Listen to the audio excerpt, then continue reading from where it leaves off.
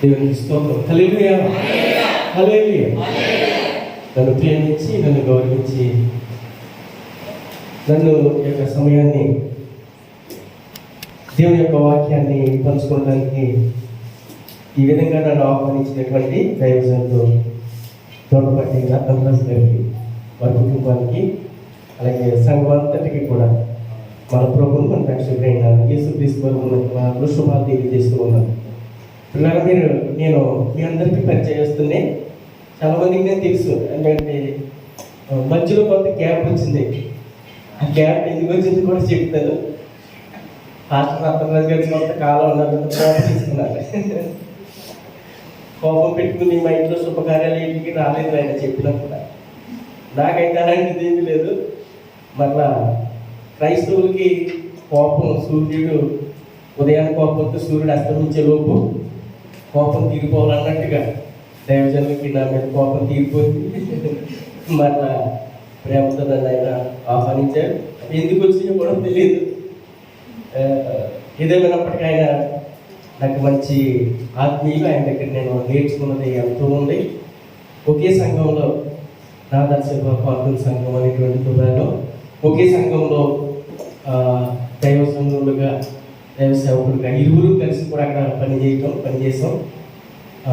మరి దైవజనులు చక్కటి ప్రసంగికులు. చెప్పాలంటే ఆయన దగ్గర నేను ఎంతో కాదు, చాలా మంచి దైవజనులు, చక్కటి వర్తమానికులు. మరి ఆయన దగ్గర వాస్తవం నేను మొదటిసారి వచ్చినప్పుడు కూడా ఈ మాట చెప్పాను. నేను మరి మీకు ఎవరికైనా గుర్తుందని నేను ఆయన దగ్గర నేను నేర్చుకున్నది చాలా ఉంది. ఈరోజు కూడా చెప్తూ ఉన్నాను. చాలా గొప్ప దైవజనులు. ఏదేమైనప్పటికీ పిల్లరా, మరలా మీ అందరితో దేవుని యొక్క వాక్యాన్ని పంచుకునేటువంటి గొప్ప అవకాశాన్ని బట్టి నేను దేవుణ్ణి స్తుతిస్తూ ఉన్నాను. దుబాయ్లో ఆంధ్ర క్రైస్తవ ట్రినిటీ సంఘం అని దైవజనులు గొల్ల ఎలీషా గారు, అనగా మీకు అందరికీ పరిచయస్తులు గొల్ల జాకబ్ గారు తెలుసు కదండి, వారి యొక్క అన్నయ్య గారు. సంఘంలో నేను సహకాపులుగా ఆయనతో ఉంటూ పరిచయంలో కొనసాగుతూ ఉన్నాను. బట్ నేను ఈ మధ్య దుబాయ్ నుంచి రావడం జరిగింది. నాకు ఈ కన్ను కొంచెం ట్రీట్మెంట్ ప్రాబ్లం వచ్చి చీకటిగా ఉండడం వల్ల అక్కడ మెడిసిన్ వాడడం తగ్గలేదు. ఇక్కడ మెడిసిన్ వాడడానికి వచ్చాను. ఇక్కడ కూడా నెల అయిపోయింది కానీ ఇంకా తగ్గలేదు, అలాగే ఉంది.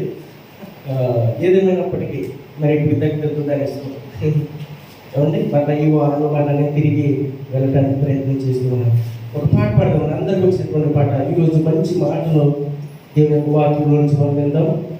మనందరికి వచ్చినటువంటి పాట, అతి పరిశుద్ధుడా స్తుతి నైవేద్యము నీకే అర్పించి కీర్తింతున్నటువంటి పాట పాడదామండి. చప్పట్లు కొట్టి కలిసి పాడు. అతి పరిశుద్ధుడా స్తుతి నైవేద్యము నీకే అర్పించి కీర్తింతును.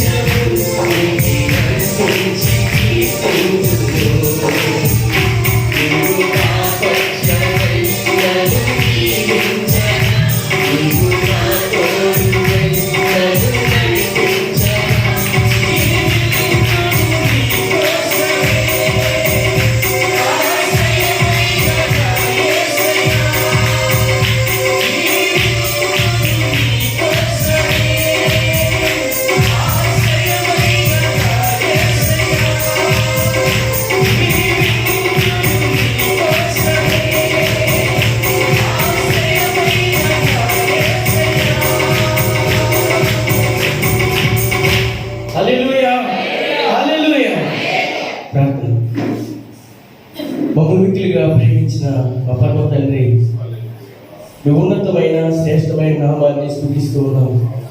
గతించినటువంటి నా ప్రభా, దినములన్నిట నా జీవితాల్లో కృపాక్షేమములు అనుగ్రహించి మా జీవితంలో ఎన్నో కష్టాలు, శోధనలు, సమస్యలు, బాధలు, రోగాలు, ఇరుకులు, ఇబ్బందులు, సృష్టి వైపరీత్యాలు వాటన్నిటినీ నా తండ్రి జయించిన ప్రభా, ఈ దినాన్ని నా ప్రభా మేము క్షేమంగా ఉన్నామంటే మా శక్తి కానీ, మా బలము కానీ, మా సంపాదన కానీ కాదు నా తండ్రి. కేవలం నా ప్రభు నాయన మీరు మమ్మల్ని ప్రేమించి మా పట్ల చూపుతున్నటువంటి మీ మహాకృపను బట్టి మాత్రమే నా తండ్రి మీకు వందనాలు. నువ్వు సజీవులు కదా నేను స్తుతించేదరు. ఈ దినాన్ని నేను సజీవుడిని నేను స్తుతించుతున్నానని భక్తులు సెలవిస్తున్నాను ప్రభు. నువ్వు నా ప్రభు మీరు మమ్మల్ని సజీవులుగా ఉంచారు. మాకంటే గొప్పవారు, గనులైనటువంటి వారు, బలవంతులు నా ప్రభు ఎందరో నా తండ్రి యొక్క సమయాలు నా ప్రభు ఈ భూమి మీద లేకుండా ఉన్నారు. మమ్మల్ని అయితే ప్రేమించారు నా తండ్రి. మీ కృప చేత నా ప్రభు మమ్మల్ని సజీవులుగా ఉంచారు. సజీవులుగా ఉన్నటువంటి మేము నా ప్రభు మేము స్తుతిస్తూ ఉన్నాం. ఇది నా ప్రభావాలు కూడినైనటువంటి నేను నా తండ్రి నా ప్రభు మీరు మాకు ఇచ్చినటువంటి నా ప్రభు మీ మాటలు నా ప్రభు నేను చేత పట్టుకుని మీ బిడ్డల ఎదుట నా ప్రభు నేను నిలబడి ఉన్నాను నా తండ్రి. నిలబడిన వారికి నేనైనప్పటికీ నా ప్రభు ఇప్పుడున్నటువంటి మా అందరితో నా ప్రభు మీరే మాట్లాడాలి. మా జీవితంలో నా ప్రభు ఏదైతే నా ప్రభుకి అవసరమైన తండ్రి ప్రతి మాట నా ప్రభు నైనా మీ మాటగా నా ప్రభు మీరే మాతో నా ప్రభు కలిగించి నా ప్రభు మీరు మాతో మాట్లాడమని సమయాన్ని అంతటిని మీ చేతులుగా అప్పగించుకోవచ్చు. మీ పరిశుద్ధాత్మ సహాయం మాకు అనుగ్రహించమని మా ప్రభును మా రక్షకుడైనటువంటి యేసుక్రీస్తు వారి నామములో ప్రార్థిస్తూ అయినా ఈ యొక్క ప్రసంగమును ప్రారంభిస్తున్నాము మా పరమ తండ్రి. ఆమేన్. ప్రభునందు ప్రియమైన సహోదరి సహోదరులారా, పరిశుద్ధ గ్రంథంలో నుంచి లూకాసు వార్త 2వ అధ్యాయము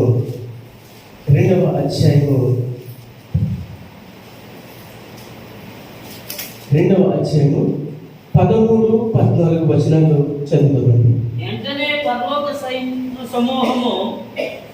వెంటనే పరలోక సైన్య సమూహము ఆ దూతతో కూడా నుండి సర్వోన్నతమైన స్థలములలో దేవునికి మహిమయు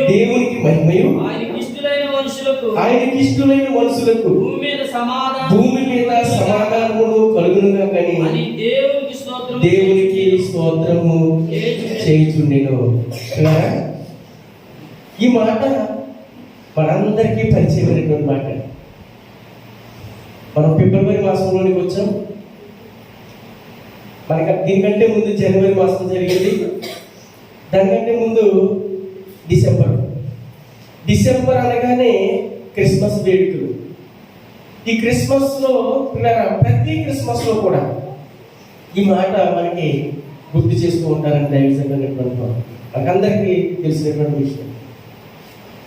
మనకి ఏంటంటే పిల్లరా, మనం ఎలాగ ఏర్పాటు చేసుకున్నామంటే పండుగలకి కొన్ని వాక్యాలుగా, పండుగలకి మాత్రమే కొన్ని వాక్యాలుగా చదువుకుని మరలా ఈ మాటలు మరలా డిసెంబర్ నెల వచ్చే వరకు కూడా మరలా మనకి జ్ఞాపకాల్లోనికి రాదు. కానీ ఈరోజు ఆ మాటలో ఉన్నటువంటి పరమాత్మ అసలు ఇన్ని క్రిస్మస్ మన జీవితాల్లో వెళ్ళిపోయి ఎన్నో విషయాలు మనం నేర్చుకున్నాం. ఎన్నోసార్లు ఈ మాట మనం చదువు దైవజనులైనటువంటి వారు ఎందరో బోధించారు. కానీ అసలు ఈ మాట వల్ల మనం ఏం నేర్చుకోగలిగాం? ఈ మాట నుండి మనం ఏం తెలుసుకోగలిగాం? నా ఉద్దేశం ఏమిటంటే, నేను ఏదైతే చెప్తానో వాక్యం, ఏదైతే నేను చెప్పడానికి నేను సిద్ధపడుతూ ఉంటానో ఆ మాటలో మీ హృదయాలలో ముద్రింపబడిపోవాలి. ఇది నా యొక్క ఉద్దేశం. మీ హృదయాల మీద ముద్రింపబడాలి. ఎప్పుడైనా సరే నా పేరు వినండి, లేకపోతే నన్ను చూడండి, అది పలానా రఘుప్రకాష్ గారు పలానా రోజు వచ్చినప్పుడు ఆ మాట చెప్పాలి. ఆ మాట మీ హృదయాల్లో ముద్రంగా, అంటే నన్ను గుర్తు చేసుకోవడానికి మీ జ్ఞాపకాల్లో ఉండడానికి కాదు, నన్ను గుర్తు చేసుకోవడానికి కాదని మీ జ్ఞాపకాల్లో ఉండడానికి. ఆ మాట మన హృదయాల్లో ఉండి మన జీవితకాలం అంతా మనం నడిపించాలి. ఇదిగో మీరు వాక్యానుసారంగా నడండి, వాక్యానుసారంగా బ్రతకండి, వాక్యానుసారంగా నడండి అని దైవజనులుగా మేము ఎన్నోసార్లు మీకు బోధిస్తూ ఉంటాం. వాక్యానుసారంగా నడవాలి అంటే ఆ నడిపించవలసినటువంటి వాక్యం మనకి జ్ఞాపకాల్లోనికి రావాలి. ప్రతి క్షణము మనల్ని జ్ఞాపకాల నుంచి ఆ వాక్యమే మనం నడిపించాలి. మనం నడిపించాలని మన జ్ఞాపకాలలో ఉండాలి, మన హృదయాలలో ఉండాలి. విని వెళ్ళిపోయే వారంగా, లేకపోతే విని విడిచిపెట్టేసే వారంగా మనం ఎప్పటికీ ఉండకూడదండి. అటువంటి క్రైస్తవ్యం అసలు మంచిదే కాదు. కాబట్టి నేను చాలా ఈ విధంగా అర్థం అవడానికి మాత్రం ఈ విధంగా బోధించడానికి ప్రయత్నం చేస్తున్నాను. స్టేజ్ అంతా తిరిగేసి, గొంతులేసేసి, పెద్ద పెద్ద కేకలు పెట్టేసి, నా ఎదురున్న బలం గుద్దేసి చెబితే మీకు అసలు ఏమీ అర్థం కాలేదు. మీకు అర్థం కాదు. కొంత మీరు ఏమన్నా కొంచెం అనారోగ్యంగా కావాలని ఇంకా భయపడిపోతారు. పిల్లలైతే మాత్రం ఇంకా అసలు ఎదరకడానికి వెనకే కూర్చుంటారు. పాస్టర్ గారు మొత్తం దీపాల్లో పడచేస్తూ ఉన్నారు మీద. ఏమండి, అర్థమయ్యేలా చెప్పడమే సేవకుని యొక్క మంచి ఉద్దేశం. ఆ విధంగా ప్రయత్నం చేస్తున్నారు పిల్లగా. దయచేసి నెమ్మదిగా చెప్తున్నాడు కదా, ఊపిరిలాగా మన ప్రయత్నాలు మీరు చేయొద్దు. ఎందుకంటే పిల్లగా వాక్యం మనం నడిపించాలి అంటే మనం జాగ్రత్తగా వినాలి, మన హృదయంలో అది ఉండాలి. ఇదిగో ఈ మాట మనం ఎన్నోసార్లు విన్నాం. ఈరోజు అసలైనటువంటి వాస్తవాన్ని మీ ముందుంచడానికి నేను ప్రయత్నం చేస్తూ ఉన్నాను. ఆనాడు యేసుక్రీస్తు వారు పుట్టారు. పుట్టిన తరువాత దేవదూత గాబ్రియల్ అనేటువంటి దేవదూత గొర్రెల కాపరి దగ్గరికి వెళ్ళింది. వాళ్ళతో ఇదిగో నేడు రక్షకుడు మీ కొరకు పుట్టి ఉన్నాడు, ఆయనే ప్రభు అయినటువంటి యేసుక్రీస్తు. ఇశ్రాయేలీయులకు నిరీక్షణ ఏమిటంటే ఇదిగో మనకు ఒక రక్షకుడు పుడతాడు, ఒక మెస్సియా పుడతాడు, ఆయనే మనకి రాజుగా మనల్ని పరిపాలిస్తాడు అనేటువంటి ఒక నిరీక్షణ ఇశ్రాయేలీయులకు ఉంది. ఆ గొర్రెల కాపరులు కూడా ఆ నిరీక్షణతో ఉన్నారు. అయితే ఆ మెస్సియా అనేటువంటి యేసుక్రీస్తు పుట్టాడు. మందను కాచుకుంటున్నటువంటి గొర్రెల కాపరుల దగ్గరికి ఈ దేవదూత వెళ్ళింది, చెప్పింది. అయితే పిల్లలు అదే సమయంలో పరలోకంలో ఉన్నటువంటి దేవదూతలందరూ కలిసి అంటే ఇదిగో ఈ భూలోకానికి వచ్చేసారంట.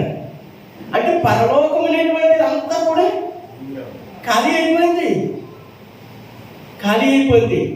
తండ్రి అయినటువంటి దేవుడు మాత్రమే పరలోకాన్ని ఉన్నాడు.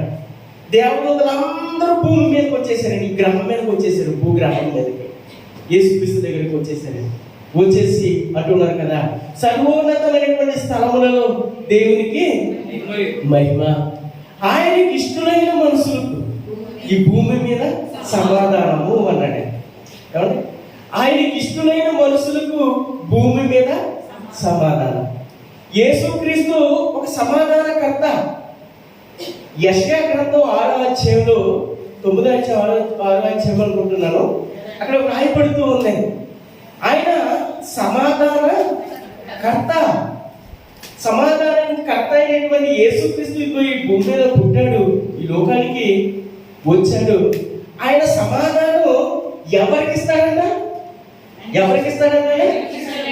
ఆయనకి ఇష్టమైన వారికి మాత్రమే. ఇక్కడ మనం బాగా అర్థం చేసుకోవాలి.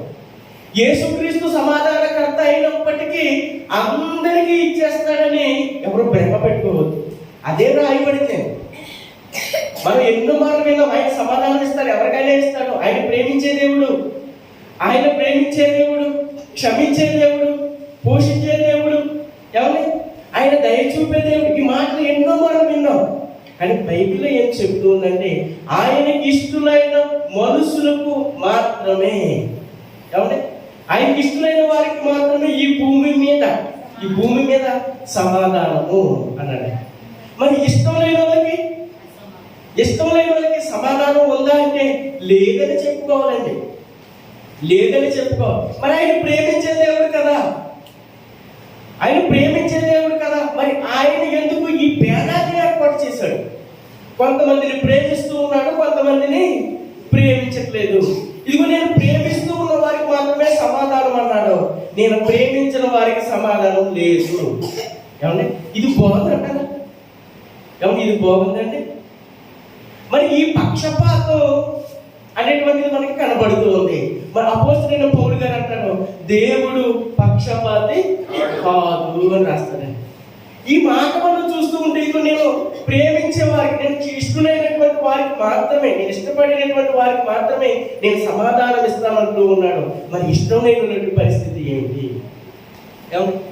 ఈ రోజు మనం ఆలోచించవలసినటువంటి విషయం ఏమిటంటే, సమాధానం అనేటువంటిది ఈ భూమి మీద ఎవ్వరిలోనూ కనబడతలేదండి. ఎవ్వరిలోనూ కనబడతలేదు. నేను ఒక ప్రశ్న వేస్తాను, నా జీవితంలో, నా కుటుంబంలో సమాధానం ఉంది అని చెప్పగలిగినటువంటి వాటిని చేయి చూపించగలరా? లేదండి. ఎవ్వరికి సమాధానం లేదు పిల్లలు. ఎవ్వరికి సమాధానం. అనేకమైనటువంటి కష్టాల్లో ఉన్నారు, శోధనలో ఉన్నారు, సమస్యల్లో ఉన్నారు, బాధల్లో ఉన్నారండి, రోగాల్లో ఉన్నారు, ఆర్థికమైనటువంటి పరిస్థితుల్లో ఉన్నారండి. నాకు ఏ బాధ లేదండి, నేను సమాధానంగా బ్రతుకుతూ ఉన్నటువంటి వారు అనేటువంటి ధైర్యంగా చెప్పేవారు ఎవరు కనపడరండి. ఎవరు కనపడట్లేదు. ఇలా కనపడటం లేదు అంటే దేవునికి మనం ఇష్టం లేని వారిగానే కనబడుతూ ఉంది. మీకు మీరుగా ఆలోచించండి, మీ హృదయాలతో మీరు ఆలోచించుకోండి. నా జీవితంలో సమాధానం ఉందా?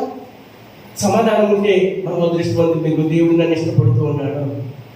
నా జీవితంలో సమాధానం లేదు, ఇన్ని విధాలుగా నేను ఇబ్బందులు పడుతూ ఉన్నాను అంటే దేవుడు నన్ను ఇష్టపడతలేదన్న మాట మీకు అర్థమైపోవాలి. దేవుడికి నేను ఇష్టం లేదు. ఎందుకు లేదు ఇష్టం? ఒక భర్త తన భార్యను ప్రేమిస్తూ ఉన్నాడంటే, ఒక భర్త తన భార్యను ప్రేమిస్తూ ఉన్నాడంటే భర్త అనుకున్నట్టుగా భార్య ఉంటుంది. భర్త అనుకున్నట్టుగానే ఉంటుందండి. భర్త అనుకున్నట్టుగా, భర్త ఇష్టపడుతున్నట్టుగా ఉంటుంది. కాబట్టి భర్త భార్యను ప్రేమిస్తూ ఉన్నాడు. భార్య తన భర్తను ప్రేమిస్తూ ఉంది అంటే భార్యకి తన భర్త భార్య అనుకున్నట్టుగా, ఆమె ఇష్టపడేటట్లుగా ఉంటూ ఉన్నాడు. కాబట్టి ఆమె ప్రేమిస్తూ ఉంది. తాగుబోతైనటువంటి ఒక భర్త ఉన్నాడండి. తాగుబోతైనటువంటి వాడు ఒక భర్త ఉన్నాడు. సాయంకాలం తాగేసి రోడ్డంతా బూతులు తిట్టుకుంటూ పడిపోతూ లెగిస్తూ వస్తూ ఉన్నాడంటే ఆ భార్య ప్రేమిస్తుందండి? ఆ కుటుంబస్తులు ప్రేమిస్తారు? ఎందుకు ప్రేమించరు? ఎందుకు భార్య ప్రేమించదు అంటే పిల్లరా, ఆమె అనుకున్నట్టుగా లేడు. చక్కగా ఉండాలనుకుంటుంది, మంచిగా పని చేయాలనుకుంటుంది, ఉద్యోగం చేసుకోవాలనుకుంటుంది.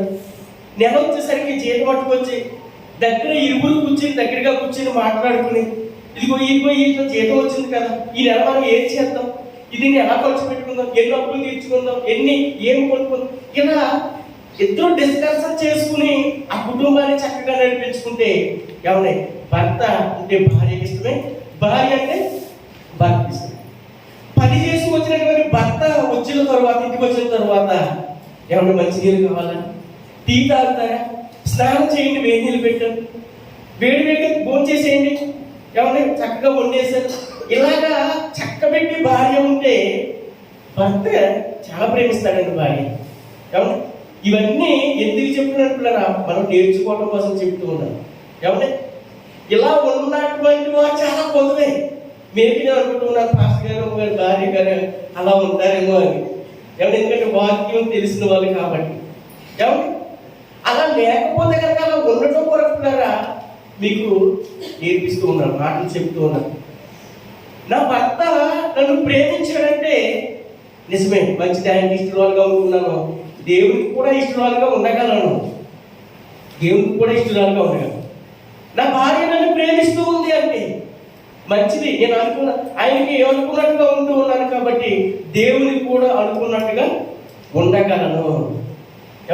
ఇలా ఉండగలిగితే పిల్లారా ఏమన్నా దేవునికి కూడా మనం అందరము ఇష్టమే. దేవునికి ఇష్టలుగా ఉంటే ఏమన్నా భూమి మీద మనం సమాధానం అంటే మన కుటుంబాల్లో, మన జీవితాల్లో సమాధానం కలుగుతుంది అంటే, సమాధానం అనేటువంటిది కలుగుతుంది అంటే పిల్లలు. సమాధానానికి కర్త అయినటువంటి యేసుక్రీస్తు మన జీవితాల్లో సమాధానం ఇవ్వాలంటే ఆయన అనుకున్నట్టుగానే మనము బ్రతకాలి. ఇశ్రాయేలీలు 40 సంవత్సరాల పిల్లరా, 400 సంవత్సరాలు ఐగుప్తు దాస్యంలో ఉన్నారండి. ఐగుప్తు దాస్యంలో ఎన్నో ఇబ్బందులు పడుతున్నారు, ఎన్నో బాధపడుతూ ఉన్నారు. దేవుడు వాళ్ళని కనికరించి ఆ యొక్క బానిసత్వంలో నుంచి మోషేని ఎన్నుకుని బయటికి తీసుకుని వచ్చాడు. వీళ్ళు అరణ్యంలో ప్రయాణం చేస్తూ ఉన్నారండి. అరణ్య మార్గంలో 40 సంవత్సరాలు ప్రయాణం చేశారు. ఆ ప్రయాణంలో ఏమయ్యిందో ఒక మాట మనం చూడగలిగితే, కొరింథీయులకు రాసినటువంటి అపోస్తలుడైనటువంటి పౌలు గారు కొరింథీయులకు రాసినటువంటి మొదటి పత్రిక, అపోస్తలుడైన పౌలు గారు కొరింథీయులకు రాసినటువంటి మొదటి పత్రిక 10వ అధ్యాయము ఏమండి మొదటి నుంచి కొన్ని వచనాలు చదవము. సహోదరులారా, ఈ సంగతి మీకు తెలియకుండా నాకు ఇష్టం లేదు. ఒక్కసారి ఆగదాం. ఇక్కడ అపోస్తలుడైనటువంటి పౌలు గారు కొరింథీయులకు ఉత్తరం రాస్తూ, నా సహోదరులారా, ఈ సంగతి మీకు తెలియకుండా నాకు ఇష్టం లేదు,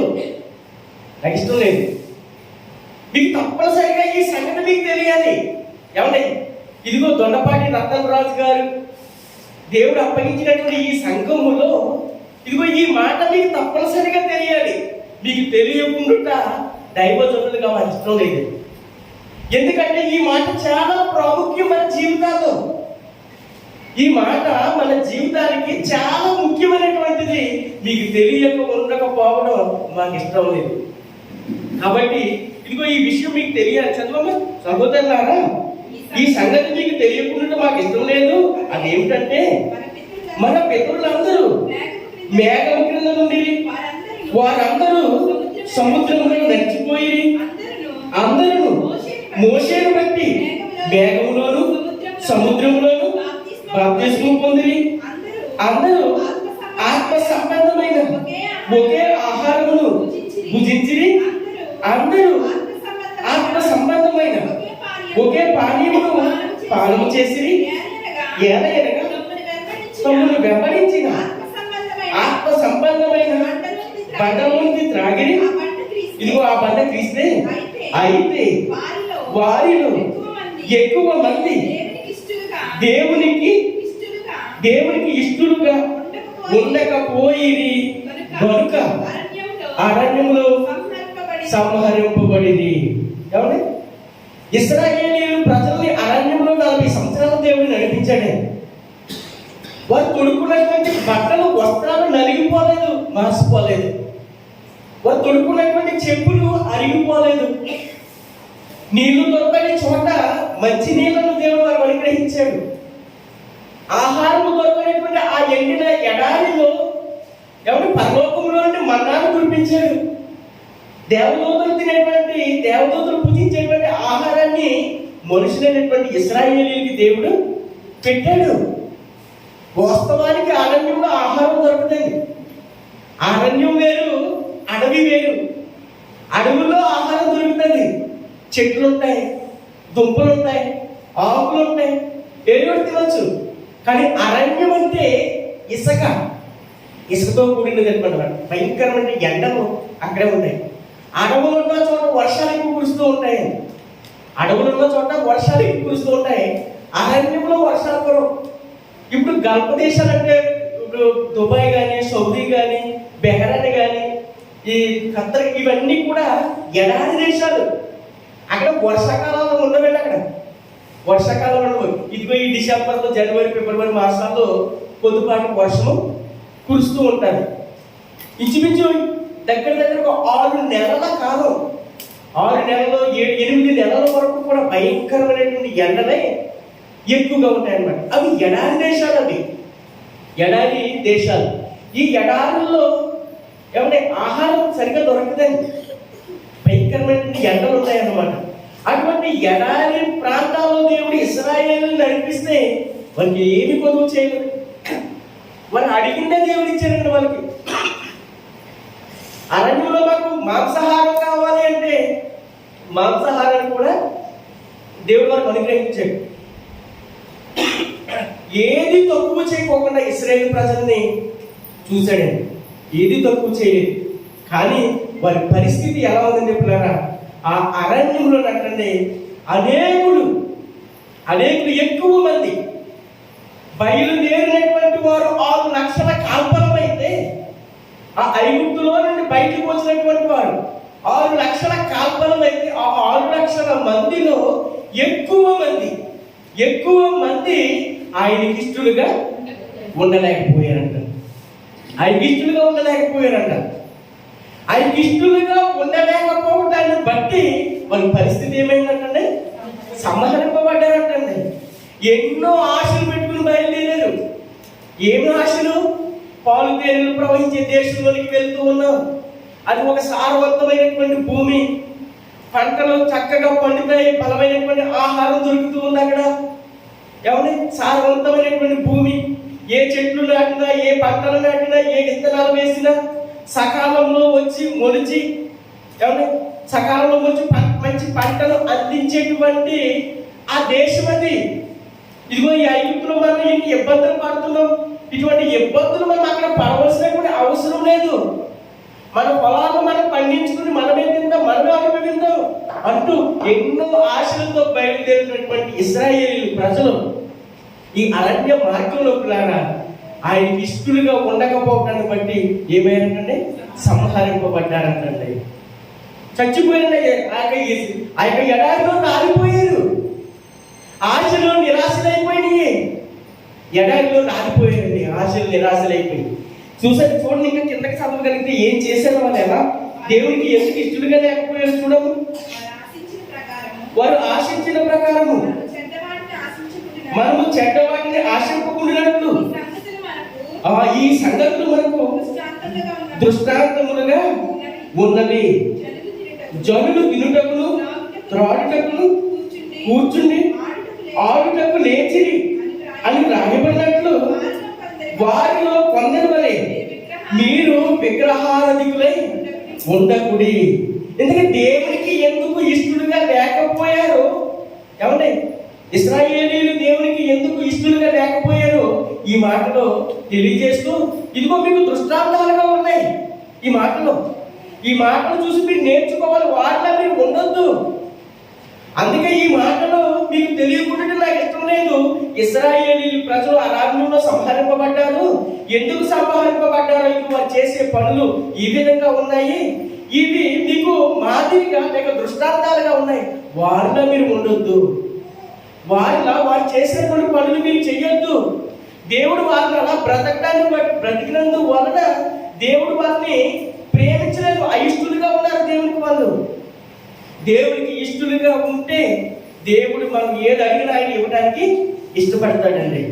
దేవునికి అయిష్టులుగా ఉంటే ఆయన ఎలా ఇస్తాడు? అయిష్టులుగా వారు ఎలా మారిపోయారంటే వారిలో కొందరంటే విగ్రహారాధికులైపోయారంట.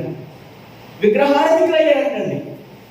దేవుడు మోసేని సీనాయి కొండ మీదకి పిలిచి 10 ఆజ్ఞలు కలిగినటువంటి రాతి పలకలను దేవుడు మోషేకి ఇచ్చి వాటిని నేర్పించమన్నాడు. ఏమండి? ఇదిగో ఆది కాండము, నిర్గమకాండము, లేవికాండము, సంఖ్యాకాండము, ద్వితీయోపదేశ కాండము, ఈ 5 కాండాలు కూడా దేవుడు చెబితే మోసే రాశాడు. సీనాయి కొండ మీద 40 దినాలు దేవుడు బోధిస్తే, దేవుడు చెబితే మోసే రాశాడు. కానీ ఈ 10 ఆజ్ఞలు ఉన్నవే, ఈ 10 ఆజ్ఞలు ఉన్నవే, ఇవి దేవుడు తన స్వహస్తాలతో రాసినటువంటి, దేవుడు తన చేతి రాతతో రాసినటువంటి మాటలు. ఈ 10 ఆజ్ఞలు చాలా విలువైనవి తెలుసండి. వాటిని చాలా మనం తక్కువగా చూడకూడదు. సాక్షాత్తు ఆయన చేతితో రాసినటువంటి మాటలండి. మిగిలినటువంటి మాటలు అంటారా, మోసేకి దేవుడు చెబితే రాశాడు. అవి కూడా తక్కువని కాదు. అవి పరిశుద్ధాత్మ ప్రేరణతో మోసే గారు పరిశుద్ధాత్ముడు చెబితే రాశాడు. ఈ 10 ఆజ్ఞలు ఉన్నాయే, ఈ 10 ఆజ్ఞలు ఆయన సొంత చేతితో రాసినటువంటి అన్నమాట. ఆ 10 ఆజ్ఞలలో ఒక ఆజ్ఞ ఏమిటంటే, ఇదిగో ఈ భూమి మీద కానీ భూమి క్రింద కానీ మీరు ఏ వస్తువును, ఏ రూపాన్ని కూడా మీరు పూజించకూడదు. ఇది ఆజ్ఞ. ఇశ్రాయేలీయులకి ఆ ఆజ్ఞను పలకల్ని దేవుడు ఇచ్చాడు. ఇశ్రాయేలు అందరికీ తెలుసు ఈ మాటలు. మనం ఈ భూమి మీద దేనిని మనం పూజించకూడదు అని ఇశ్రాయేలీయులకు తెలుసు. మోసే బోధించాడు. ఏమన్నా? కానీ మోసే ఒక రోజు ఆయన సీనాయి కొండ మీదకి వెళ్ళేసరికి వీళ్ళకి కింద మోసే ఇంకా రాలేదు. మోసే ఏమైపోయాడు ఏంటో అని ఏమండి ఈ ఇశ్రాయేలీలందరూ వాళ్ళ దగ్గర బంగారాన్ని అంతటిని తీసుకొచ్చి ఒక పోత విగ్రహాన్ని చేసేసుకుని దాన్ని పూజించడం మొదలు పెట్టేశారండి. అంటే విగ్రహారాధికులు అయిపోయారండి. ఇలా విగ్రహారాధికులు అయిపోవడం వల్ల దేవుని ఆజ్ఞను అతిక్రమించడం వల్ల ఏమంటే దేవుడు తట్టుకోలేకపోయాడు. దేవునికి అయిష్టులుగా మారిపోయారు. ఎన్ని బాధలు పడ్డాడండి దేవుడు వారిని ఐగుప్తు దేశంలో నుంచి తీసుకురావడానికి.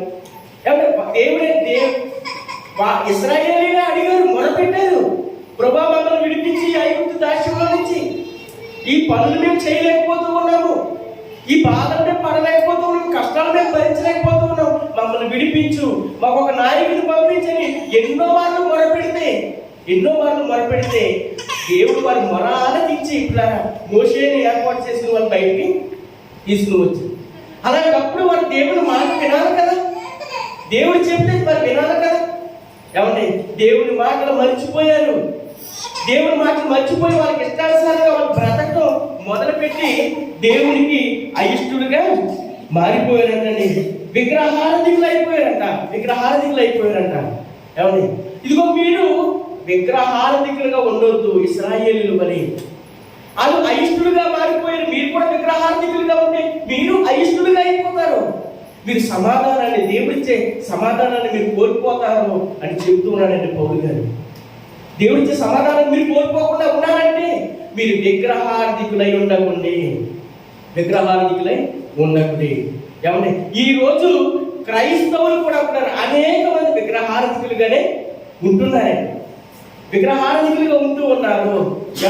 అపవాది అయినటువంటి దుష్టుడు దీనిని ఎంత వరకు సునాయాసంగా మన ముందుకు తీసుకొచ్చేసాడంటే, ఏదో ఒక ఫోటోను చూపించి ఈయనే మిమ్మల్ని రక్షించినటువంటి యేసుక్రీస్తు, ఈయనే మీ కొరకు సిలువ వేయబడినటువంటి యేసుక్రీస్తు, అంటే ఈయనే మీ కొరకు ప్రాణం పెట్టినటువంటి యేసుక్రీస్తు అని ఒక బొమ్మను చూపించి ఆ బొమ్మను పూజించేటువంటి విగ్రహారాధికులుగా దుష్టుడు మనల్ని చేశాడు. ఎంత సునాయాసంగా తీసుకొచ్చాడు చూసారు. ఎవరు ఒక ఫోటోను చూపించి ఎక్కడ ఉన్నదండి, ఒక ఫోటోను చూపించి ఫోటో ఎవరిదంటే మనం ఏం చెప్తామండి, యేసుక్రీస్తు అండి, యేసుక్రీస్తు. ఆ యేసు ఆ సినిమా తీసినటువంటి ఒక English actor, fashion of the Christ, ఆ యాక్టర్ ఒక యవనస్తుడండి. ఆయనే చెప్పాడు. ఆయన ఏం చెప్పాడంటే ఒక మ్యాగజైన్లో, ఈ రోజు ప్రపంచవ్యాప్తంగా క్రైస్తవుల ప్రతి ఇళ్లలో నా ఫోటో ఉంది క్రైస్తవుల ఇంట్లో. ఇదిగో నేను కేవలం యాక్టింగ్ చేశానంతే, నేను నటించానంతే, దయచేసి నా ఫోటోకి మీరు పూజలు చేయొద్దని బ్రతిమలాడుతున్నాడండి ఆయన. ఈ విషయం ఎంతమందికి తెలుస్తుంది? ఏమండి ఆయనే మన కొరకు ప్రాణం పెట్టాడు అనుకుంటూ ఉన్నాం, ఆయనే మన కొరకు సిలువ పెట్టాడని ఆయనే మనం పూజిస్తూ ఉన్నాం, మన ఇళ్లలో గోడకి తగిలిస్తూ ఉన్నాం. అంటే దుష్టుడు ఎంత సునాయాసంగా ఇదిగో ఆజ్ఞను అతిక్రమించేలా చేసేసాడు చూడండి. మనం ఏమంటే మీరు విగ్రహారాధికులై ఉండదు అని దేవుడు మనతో ఆయన వాక్యం మనతో మాట్లాడుతూ ఉంటే, ఆ వాక్యాన్ని అతిక్రమించేలా ఆయన ఫోటో అని పేరు పెట్టి మన ముందు పెట్టి మనల్ని విగ్రహారాధికులుగా చేసేసాడు.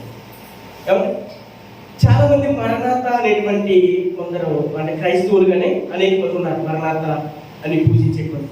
ఏమంటే వారిలో కూడా చాలా మంది ఆ ఫోటోలను మన ఇళ్లలో పెట్టుకుని ఫోటోలకి దండలేసి దానికి ఎదుట అగరబత్తులు అంటించి దండం పెట్టుకునేటువంటి వారు ఉన్నారు. రోమన్ క్యాథలిక్ అండి క్రైస్తవులు. ఈ రోజు వరకు యేసుక్రీస్తును కన్నటువంటి మరియమ్మ, ఆ మరియమ్మని విగ్రహాలుగా పెట్టుకోవటం, మరియమ్మ ఫోటోలు పెట్టుకోవటం, వాటిని పూజించడం, పేరు భూమి మీద ఎలా పిలువబడుతుంది? క్రిస్టియన్స్ గా పిలువబడుతూ ఉంది. కానీ వారు ఏం చేస్తూ ఉన్నారు? పూజలు చేస్తూ ఉన్నారు. అంటే దుష్టుడు ఎంతవరకు మన మైండ్ని చేంజ్ చేశాడో చూసారా? దేవుడు ఏదైతే వద్దు అని చెప్పాడో దానినే దుష్టుడు దానిని మలిచి ఇది పర్వాలేదు అన్నట్టుగా మన ముందుకు తీసుకొచ్చి మన చేత విగ్రహారాధన చేయించిస్తూ ఉన్నాడండి దుష్టుడు. చూసారా? ఇవి దృష్టాంతాలుగా మీకు ఉంచబడ్డాయి. ఇశ్రాయేలీయులు కూడా ఇదే చేశారు. మీరు అలా చేయొద్దు. అలా చేసినందువల్ల వాళ్ళు అయిష్టులుగా ఉన్నారు, అరణ్యంలో రాలిపోయారు. ఎన్నో ఆశలు పెట్టుకుని బయలుదేరినటువంటి ఇశ్రాయేలీయులు ఆశలు అనుభవించకుండానే అరణ్యంలో రాలిపోయారు. అలా మీరు ఉండొద్దని పౌలు గారి ద్వారా పరిశుద్ధాత్మ దేవుడు ఈరోజు మనతో మాట్లాడుతూ ఉన్నారు. అన్నాడు ఇశ్రాయేలీయులు విగ్రహారాధికులై ఉన్నట్టుగా ఇదిగో మీరు విగ్రహారాధికులై ఉండకండి. చూసారా? దేవుడు మనకి ఇచ్చేది కేవలం వాక్యాన్ని మనం చదువుకోవాలి. ఇదిగోండి, ఇదంటే మనకు కేవలం మన చేతుల్లో ఉండవలసింది, మన హృదయాల్లో ఉండవలసింది, మన జీవితంలో, మన గుండెల్లో, మన జ్ఞాపకాలలో ఉండవలసింది కేవలం ఇదిగోండి ఈ బైబిల్లో ఉన్నటువంటి దేవుడి మాటలే, ఫోటోలు, విగ్రహాలు, బొమ్మలు కాలేదు. ఈ వాక్యమే మనం నడిపించాలి. ఈ వాక్యమే మన ప్రతి క్షణం జ్ఞాపకాలకు వచ్చి జ్ఞాపకాలు చేస్తూ మన జీవితాన్ని నడిపించాలి. ఇదే వాక్యానుసారంగా బ్రతకడం, ఇదే నిజమైనటువంటి క్రైస్తవ్యం. ఇలా బ్రతకడం కొరకు పరిశుద్ధాత్మ దేవుడు మనతో మాట్లాడుతున్నాడు. ఇంకా ఇశ్రాయేలీయులు ఇంకా ఏం చేస్తారు? మన కింద చెప్పము. ఇంకా మరియు వారి వలె మనము వ్యభిచరింపక ఇందుము, వారిలో కొందరు వ్యభిచరించినందున ఒక్క దినమునే 23,000 మంది కూలిరి. ఏమండి? ఇశ్రాయేలీయులు ఉన్నటువంటి ఈ ప్రయాణంలో అన్యజనులు మధ్యలో నుంచి వారు నడిచి వెళ్తూ ఉన్నారు. అన్యజనుల మధ్యలో నుంచి వారు నడిచి వెళ్తూ ఉన్నప్పుడు వాళ్ళు ఏం చేశారంటున్నారా? అన్యజనులు ఉన్నటువంటి స్త్రీలలో నుండి వారు వివాహాలు చేసేసుకున్నారు. అన్యజనులు ఉన్నటువంటి స్త్రీలను వివాహాలు చేసుకున్నారు. దేవుడు మీకు ఆజ్ఞాపించింది ఏమిటంటే, అన్యజనుల యొక్క శుభకార్యాలలో మీరు వెళ్ళకూడదు, మీ శుభకార్యాలకి వారిని పిలవకూడదు, ఎవరు మీ పిల్లలను వారికి ఇవ్వకూడదు, వారి పిల్లలను మీరు తీసుకోకూడదు. ఇలా ఎన్నో మాటలు అన్యజనుల గురించి, వారికి మీకు ఏ సంబంధాలు మీరు ఉండకూడదు, మీరు ప్రత్యేకింపబడినటువంటి జనం అని ఇశ్రాయేలీయులకు బోధించాడు, ఇశ్రాయేలీయులకు తెలియజేశాడు. కానీ ఇశ్రాయేలీయులు ఏం చేశారంటే దానికి విరుద్ధంగా ఈ అన్యజనులలో నుండి కొందరు స్త్రీలను తెచ్చుకుని వివాహాలు చేసుకున్నారు. అది దేవునికి ఇష్టం లేదండి. అది దేవునికి ఇష్టం లేదు. అందుకే దేవునికి అయిష్టులుగా మారిపోయారు. ఏమంటే ఈ రోజు దీనిని కూడా అపవాది చాలా సునాయాసంగా మన ముందుకు తీసుకుని వచ్చాడు. ఏమంటే నా యొక్క స్నేహితుడు ఒక అబ్బాయి, నీకు ఉదాహరణకి అర్థం కావాలని చెప్తాను. సర్వసాధారణంగా నేను వాక్యం తప్ప నేను బయటికి వెళ్ళను. ఎక్కువ టైము బయట సంగతులు చెప్పి ఎక్కువ వేస్ట్ చేయను. కేవలం ఎప్పుడైనా అర్థం కావడానికి కేవలం ఒక ఉదాహరణ మాత్రం తీసుకుంటూ ఉన్నాను. నా స్నేహితుడు ఏమంటే చాలా చదువుకున్నాడు, చక్కగా చదువుకున్నాడు, ఏమంటే మంచి భక్తిపరుడు. కానీ తల్లిదండ్రులు ఇదిగో ఈ అబ్బాయిని నా కొడుకుని ఎంతగా చదివించాం, మేము ఇన్ని లక్షలు ఖర్చు పెట్టినంతగా చదివిస్తే మరి ఈ డబ్బులు మనం ఎలా లాక్కోవాలి? ఆయనకి వివాహం చేయాలి, కట్నాలు రావాలి అంటే ఒక పెద్ద సంబంధాన్ని మనం చూడాలి, మంచి సంబంధం చూడాలి. ఆ సంబంధం లేదా ఆ కుటుంబం దేవుని నమ్మారా, దేవుని యొక్క విశ్వాసం ఉంచారా, బాప్తిసం పొందారా, మారుమనసు పొందారా, ఏమంటే మంచి కుటుంబమేనా, ఏమంటే దేవునికి అనుకూలంగా ఉన్నదా? ఇవేవి మనం చూడకండి, ఇవేవి మనకి వద్దు. ఎంత ఇస్తారు, ఎన్ని లక్షలు ఇస్తారు, ఎంత బంగారం ఇస్తారు, ఎన్ని లక్షలు ఇస్తారు. చూసారు ఎంతగా మన మైండ్ని ఆ దుష్టుడు క్రాచ్ చేశాడు. చూసారు ఎంతగా మనల్ని ఈ యొక్క అభిచారం అనేటువంటి ఈ పదంలోనికి దింపేస్తూ ఉన్నాడు. వ్యభిచారం అనేటువంటి ఈ మాట వైపు మనల్ని తీసుకొచ్చేస్తూ ఉన్నాడు. ఈ రోజు అనేక మంది అంతేనండి, ఒక విశ్వాసరాలైనటువంటి భార్య కావాలనేటువంటి ఆలోచన లేదు. ఒక విశ్వాసీ అయినటువంటి భర్త, మంచి ప్రవర్తన కలిగినటువంటి భర్త, దేవుని యొక్క భయభక్తులు కలిగినటువంటి ఒక భర్త, ఒక యవనస్తుడు కావాలనేటువంటి ఆలోచన లేదు. ఇలా లేదు. ఏమన్నా కొంచెం కట్నం చాలా ఖర్చు పెట్టండి అబ్బాయికి, కొంచెం కట్నం ఇచ్చే సంబంధం చూడండి. ఏమన్నా బంధువులు ఎవ్వరు చూడకపోతే చివరికి బ్రోకర్ దగ్గరికి వెళ్ళిపోతాం. బంధువులు ఎవ్వరు చూడట్లేదు, చివరికి బ్రోకర్ అయితే ఎక్కువ కట్నాలు ఇచ్చుకొని తీసుకొస్తాడు. ఎవరు చూసారా మన యొక్క ఆలోచన విధానం ఎంతగా మరిచేసుకున్నాడు దుష్టుడు. సరే ఈ యొక్క నా స్నేహితుడికి ఏమంటే ఒక మారు మనసు లేనటువంటి యవనస్తురాల్ని తీసుకొచ్చి వివాహం చేసింది. జరిగింది క్రైస్తవ పెళ్లి. మారు మనసు లేనటువంటి యవనస్తురాల్ని తీసుకొచ్చి వివాహం చేశారు. అత్తగారు గుడికి వెళ్తే ఆవిడ టీవీ సీరియల్ దగ్గర కూర్చుంటారు. అత్తగారేమో గుడికి వెళ్తుంది, ప్రార్థనకి వెళ్తుంది, ఆవిడేమో టీవీల దగ్గర కూర్చుంటారు, సినిమాలు పెట్టుకుంటారు, సీరియాలు పెట్టుకుంటారు. వీళ్ళిద్దరికి అస్సలు పడతలేదండి. ఇప్పుడు కూడా ఉన్నారండి, ఇద్దరికి అస్సలు పడతలేదు. వీళ్ళిద్దరి మధ్య నలిగిపోయేవాడు ఎవడు? అత్తగారికి కోడలకి మధ్య గొడవల మధ్య నలిగిపోయేవాడు ఎవరండి? ఎవరు నలిగిపోతాడు? మాగారు నలిగిపోతాడా? కాదు. ఒక పక్క నన్ను కన్న తల్లిని నేను ఏమనలేను, నన్ను కన్న తల్లిని ఏమనలేను. ఇదేమో మాట అంటే నేను ఇన్ని లక్ష పెట్టుకొచ్చాను, నన్ను అన్నం తీయలేదని ఈవిడ అంటుంది. ఇప్పుడు ఎవరు ఏం చేయగలరు చెప్పండి? అబ్బాయి ఏం చేయగలరు? చూసారా, ఆ కుటుంబంలో ఏమైనా సమాధానం ఉందండి? సమాధానం ఉంది? లేదు. కారణం ఏమిటి? మీ చేతులను మీరే చేసుకున్నారు. ఏం చేసుకున్నారు? ఇదిగో ఈ వాక్యం మనకి తెలియక, ఈ వాక్యము మనకి తెలియక ఏదో డబ్బు కోసం అని చెప్పేసి, కట్నాల కోసమని, బంగారం కోసమని ఏదో వెళ్ళిపోయాం. చివరికి మన పరిస్థితులు సమాధానం లేనటువంటి పరిస్థితుల్లోనికి వచ్చేస్తున్నాడు. సమాధానం లేని పరిస్థితుల్లో ఇదంతా దుష్టుడి యొక్క ప్రయత్నం అండి. ఇదేదో జరిగిపోతుందని మీరు అనుకోవద్దు. దుష్టుడి యొక్క ప్రయత్నం ఏ విధంగా దేవుని పిల్లలైనటువంటి మనల్ని ఈ భూమి మీద దేవునికి అయిష్టులుగా చెయ్యాలని, ఈ భూమి మీద అయిష్టులుగా చేసి దేవుని వైపు తిరగకుండా ఈ భూమి మీద రాలిపోవాలన్న ప్రయత్నాలు దుష్టుడు చేస్తున్నటువంటి ప్రయత్నాలు మనం బాగా ఆలోచించాలి. ప్రతి విషయాన్ని కూలంకషంగా మనం ఆలోచించాలి. ఇది దైవ చిత్తమా, దుష్టుని చిత్తమా అని ప్రతిదీ మనం ఆలోచించే ప్రతి నిర్ణయం మనం తీసుకోవాలండి. ప్రతి నిర్ణయం తీసుకోవాలి. వివాహమైన తరువాత భర్త భార్య కలిసి ఇద్దరు కలిసి దేవుని సన్నిధికి వెళ్తే ఎంత బాగుంటుందండి? ఇద్దరు కలిసి దేవుని సన్నిధికి వెళ్తే ఎంత బాగుంటుంది? అత్తగారు కోడలు కలిసి దేవుని సన్నిధికి వెళ్ళి ఇద్దరు కలిసి చర్చిలోకి వెళ్ళి పరిచయం చేసి ప్రార్థన చేస్తే ఎంత బాగుంటుందండి? ఇంట్లో అత్తగారు కోడలు కలిసి మోకాళ్ళని ప్రార్థన చేస్తే ఎంత బాగుంటుందండి? ఇలా ఉన్నాయంట కుటుంబాలు ఈరోజు వాస్తవం చెప్పండి, వాస్తవం ఆలోచించండి. ఇలా ఉంటాయి ఎక్కడ కనపడదండి, ఎక్కడ కూడా కనపడదు. ఇదంతటికీ కారణం ఏంటంటే పిల్లరా, ఇదంతటికీ కారణం ఏంటంటే దేవునికి అయిష్టులుగా మనల్ని చేస్తున్నాడు దుష్టుడు. మనం దేవునికి అయిష్టులుగా ఉన్నాము. యేసు క్రీస్తు ఇచ్చేటువంటి సమాధానాన్ని మనము కోల్పోతూ ఉన్నాం. అమ్మ ఇంకా కిందకి చదవగలిగినట్లయితే, ఇంకా కిందకి చదవన్నాము.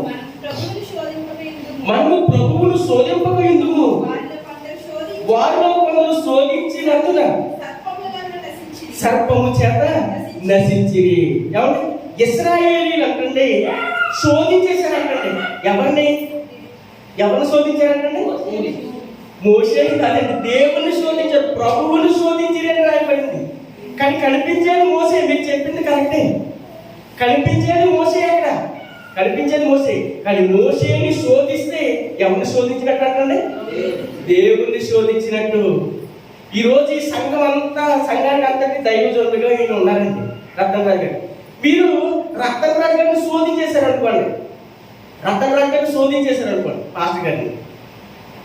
మీకేమనుకోండి, పాస్టర్ గారు మనం శోధిస్తున్నామని మీరు అనుకుంటూ ఉన్నారు. కానీ మీరు శోధించేది ఎవరంటే దేవుని శోధిస్తూ ఉన్నారంట. దేవుని శోధిస్తూ ఉన్నారంట. మనం శోధించేటువంటి ఆ యొక్క లక్షణం మనలో ఉండకూడదండి. క్రైస్తవులుగా మనం ఎవరిని శోధించకూడదు. భర్త తన భార్యని శోధించకూడదు, భార్య తన భర్తను శోధించకూడదు, పిల్లలు తన తల్లిదండ్రులను శోధించకూడదు, తల్లిదండ్రులు తన పిల్లలను శోధించకూడదు, బంధువులు తమ బంధువులను శోధించకూడదు, ఇంటి పక్క వారు తన ఇంటి పక్క వారిని శోధించకూడదు. ఏమండి, ఈ శోధించడం అనేటువంటిది మన జీవితాల్లో క్రైస్తవులుగా మనకి ఉండకూడదండి, ఉండకూడదు. ఒకవేళ మనం శోధింపబడుతూ ఉన్నామా, సహించండి, సహించండి. పేతురు గారు చెప్తూ ఉన్నారు, శోధన సహించేవాడు ఇదిగో మీరు ధన్యులుగా మారాలనుకుంటూ ఉన్నారు. ధన్యులు అవ్వాలా, మీ జీవితంలో ధన్యత మీకు ఉండాలా. మీరు శోధన సహించండి, శోధన సహించండి. పక్కవాడు మనం శోధిస్తూ ఉన్నారా, పర్వాలేదు సహిద్దాం. భర్త నేను శోధిస్తూ ఉన్నాడా, సహించు. భార్య నేను శోధించేస్తూ ఉన్నా, సహించు. అత్తగారు కోడలు శోధిస్తూ ఉన్నా, సహించు. కోడలు అత్తగారిని శోధించేస్తున్నా, సహించు. శోధనలను జయించినాచో భాగ్యవంతుడవు, జయించినాచో భాగ్యవంతుడవు, జీవకీర్తము ఓయువే